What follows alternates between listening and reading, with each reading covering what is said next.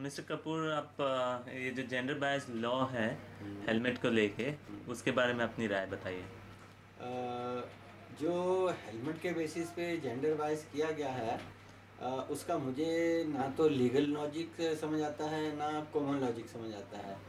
अगर आप common sense में देखें, अगर मान लो किसी का एक्सीडेंट होना है या हुआ है, अब एक्सीडेंट में चाहे वो मर्द हो या औरत हो, अगर हेड में कुछ पहना नहीं हुआ, कोई हेड गियर नहीं पहना हुआ, तो सड़क तो ये नहीं देखेगी कि वो सड़क पे जो गिरने वाला है वो मर्द है तो उसको मैं चोट पहुंचाऊं, या औरत है इसको मैं चोट नहीं पहुंचाऊं। तो इसके लिए जब लॉ ऐसा बनाया ही गया है कि हेड गियर पहनना चाहिए, या ज़रूरी होना चाहिए male members of the society के लिए, तो फीमेल मेंबर्स के लिए क्यों ज़रूरी नहीं होना चाहिए, बिल्कुल समझ नहीं आ पा रहा।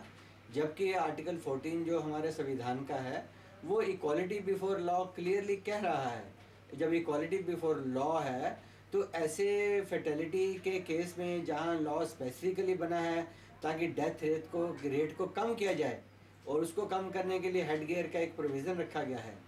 और जब हेड गियर का प्रोविज़न रखा गया है, तो वीमेन के लिए ये हेड गियर क्यों नहीं होना चाहिए? मेरे हिसाब से ये टोटल एक्ट ऑफ डिस्क्रिमिनेशन है, ऐसा बिल्कुल भी नहीं होना चाहिए।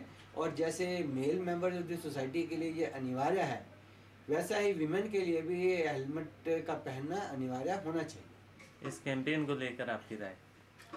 इस कैंपेन के बारे में मेरी राय काफ़ी स्ट्रांगली पॉजिटिव है, और मुझे काफ़ी अच्छा लगा है कि कम से कम किसी ने ये मुद्दा उठाया है, और एक पब्लिक के बेनिफिट के लिए, पब्लिक के वेलफेयर के लिए, कि विमेन के लिए हेड गियर ज़रूरी होना चाहिए, ताकि उनके जो बच्चे हैं वो भी नहीं चाहते कि उनकी मदर को, सिस्टर को, वाइफ को या बहन को कोई ऐसी चोट पहुंचे या ऐसा हादसा हो कि उनको उनसे हाथ धोने पड़े।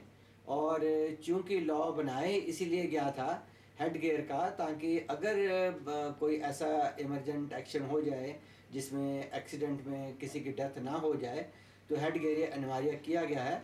तो मैं इस बात से बहुत खुश भी हूँ और प्रभावित भी हूँ कि ये मुद्दा उठाया गया है, और मैं चाहता हूँ कि इनको इस मुद्दे में सफलता भी मिले, और जिसमें जो जागृति समाज में आएगी, वो मेरे ख्याल में सिर्फ इस पहलू के लिए नहीं, बल्कि और भी कई पहलू जागृत करेगी जहाँ पे मेल और फीमेल के बीच में डिस्क्रिमिनेशन की जाती है।